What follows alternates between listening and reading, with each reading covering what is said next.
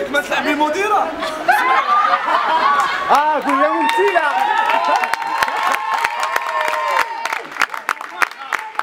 خويا واش هي ممثله ياك؟ فنانه. يا فنانه. فنانه. قالوا لها واش فيك ما تلعب المديره. مديره. واو. رنا شنو المديره؟ بدات مع مديره الدراسه.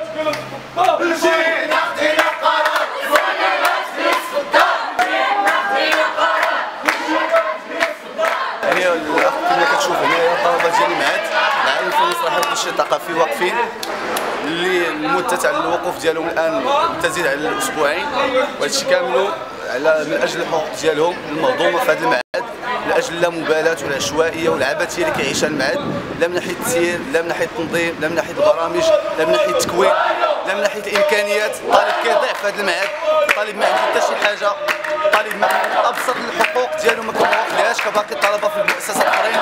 حنا كقطاع تابع لوزاره الثقافه كنعانيو الامرين، ما كنستافدوش من باقي الامكانيات اللي كيستافدوا من الطلبه، ما كنستافدوش من العروض، ما كنستافدوش من بزاف د الحوايج. عندنا اداره فاسده ما كتسيرش، كيغلب عليها نمط العشوائيه، نمط الارتجاليه في كل شيء. يعني واحد الحاله يبتلها. كنتمناو ان الراي العام يوصلوا هذا الشيء، الناس يوعاو يعرفوا بلي راه عندنا واحد المعهد معهد ديال الفن تاع طلبه الفن كيقراو الفن وكيكونوا فنانه. مع الاسف لا يتعدى العدد ديالهم 85 طالب، ولكن كما تلاحظوا الان كنلاحظوا ان الطلبه ابسط الحقوق ابسط الامكانيات ما كيتوفروش عليها. هذا الشيء كامل في غياب الصمت اللي كندعشوا الان انه الوزاره خدات مجموعه ديال القرارات، خدات مجموعه ديال اللقاءات مع الطلبه، ومع ذلك ما وفات بالوعود ديالها، لا من ناحيه الوعود اللي لقاها الوزير ولا من ناحيه الوعود اللي جات اللي عطاها الوزير على لسان الديوان ديالو في لقاءاته مع الطلبه. حنا الان كنطالبوا الوزاره بتغيير تغيير هذه الاداره للنهوض وتصحيح الوضعيه وانقاذ ما يمكن انقاذه من المشاكل التي يعاني منها المعهد. والطلبه راه واقفين لمده اسبوعين للاشاره، وكنتمنى ان الراي العام يفهم هذه المساله ويوعى انه راه كاين واحد المعهد ديال المغاربه ديال ولاد الشعب اللي كيقراو هنايا ومهمشين، ما عندهمش بنايه، ما عندهم حتى شي حاجه، كيقراو في بنايه تابعه لوزاره الثقافه.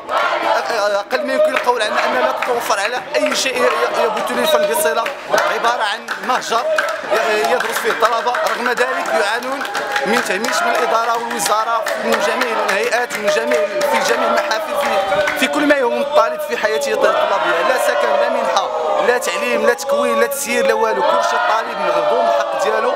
وحنا راه واقفين من اجل هذا الشيء، وكنتمنى ان كل شيء يوصل هذه المعلومه وكل شيء يوعى انه كاين واحد المعهد اللي كيعاني.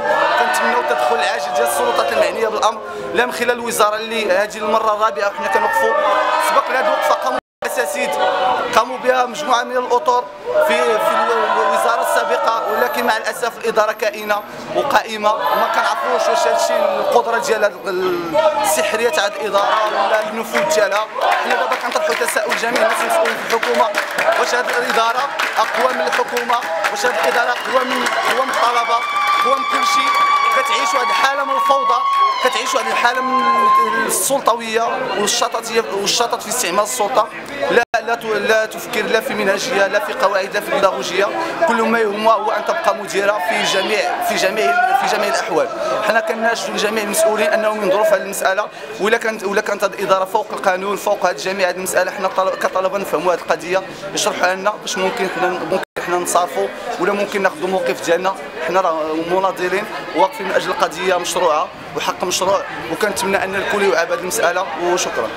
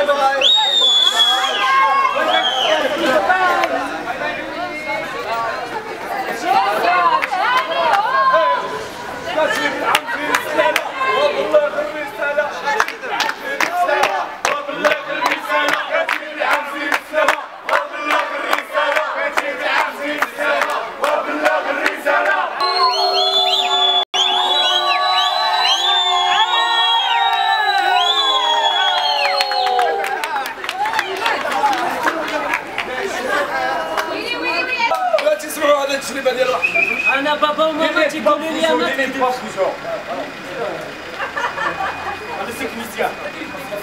بابا وماما تيقولوا لي ما تكذبش. ايوا فاش جيت الميعاد طاطا مديره وعمي وزير تيكذبوا عليا.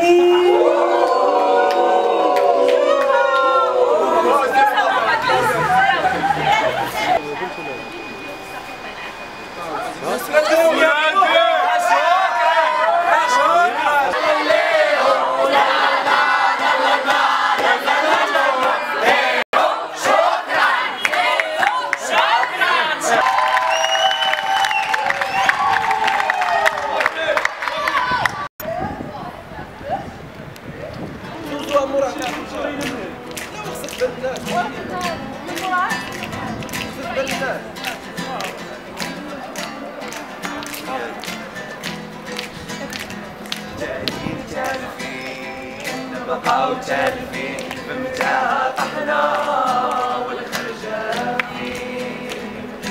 فين تالفين نبقاو تالفين بمتاها طحنا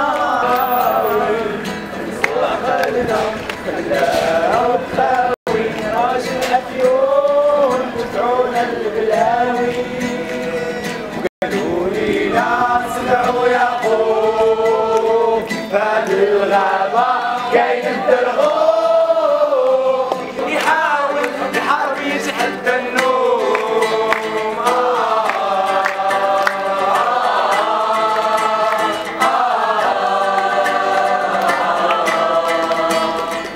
تركونا فرادا وتيحوجنا يتسنى عشان لا المحروم شفنا وكبرنا ولفنا الليل ولات الهمة والشان شفتوا عالناس من الثورة هادي